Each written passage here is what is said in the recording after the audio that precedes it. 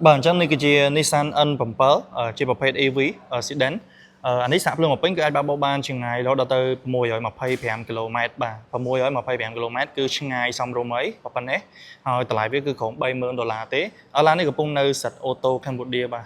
bông pôn anh mà mở tốt ban chẳng là pepon cho mùi nâng lan ní ai để nhóm chào vào đó món cứ ca đi sáng cứ concept trên máu bài anh à cốt một bà option có chớn này thằng không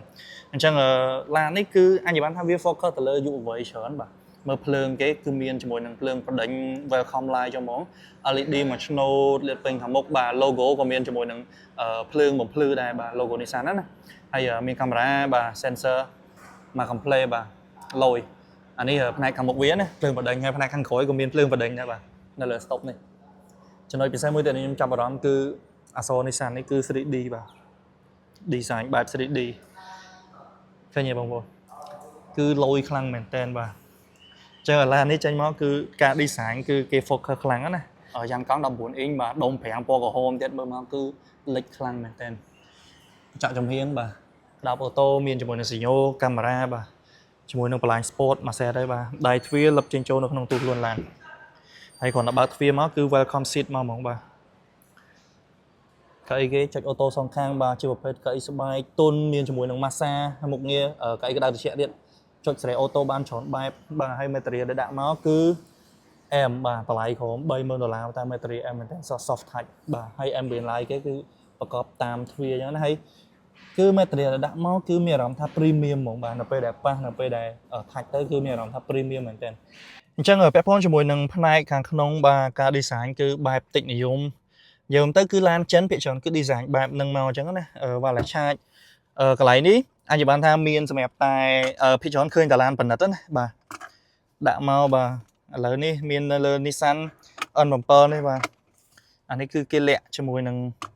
កន្លែងដាក់កែវទឹកហើយក៏វាជួយសម្អាតដែរបាទ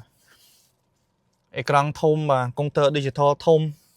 មានជាមួយនឹងកាមេរ៉ាចាប់អ្នកបើកបរបាទយើងទៅមុខងារច្រើនដបូកញ្ចក់ធំបាទដបូនេះដឹងតែក្តៅហើយបាទមួយទៀតគឺមានជាមួយនឹងកាមេរ៉ាបាទថតសកម្មភាពខាងក្នុងដែរហើយមើល material គេមានតាប់ឡូគេនេះអានេះប្រភេទស្បែកឆៅបាទទុនមានជាមួយនឹងធ្នេដេញ៉ាំទៅគឺ M material ការប្រើតម្លៃក្រុម$30,000បានប៉ុណ្ណេះគឺ M ហើយឡាននេះគឺរៀងតលាយបងប្អូនបាទលើនេះក៏ស្បែកឆៅដែរឡាននេះគឺតលាយអានេះអញបានថាធំជាង model 3បងប្អូនអានេះប្រហែលជាអាចប៉ិន model S ហើយបាទកញ្ចក់អត់ស៊ុំទេបាទ frameless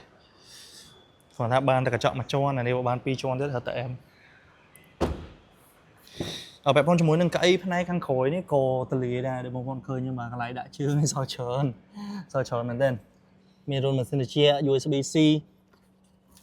បាទកន្លែងដាក់កែវទឹកកន្លែងដាក់ដៃមួយ set តលាយល្អបងប្អូនដបូកញ្ចក់ធំហើយខាងក្រោយគេនេះក៏ soft touch មានជាមួយនឹង ambient light បាទអូខេអញ្ចឹងនេះគ្រាន់តែជាលក្ខណៈ true ពី Nissan N7 ទេបងប្អូនអញ្ចឹងបើសិនជាបងប្អូនមានចំណាប់អារម្មណ៍ចង់មកមើលឡាននេះផ្ទាល់អាចមកបាននៅសិតអូតូ Cambodia ឬក៏បងប្អូនអាចទៅតាមលេខទូរស័ព្ទដែលខ្ញុំនឹងដាក់នៅលើអេក្រង់តាមដងបាទអរគុណ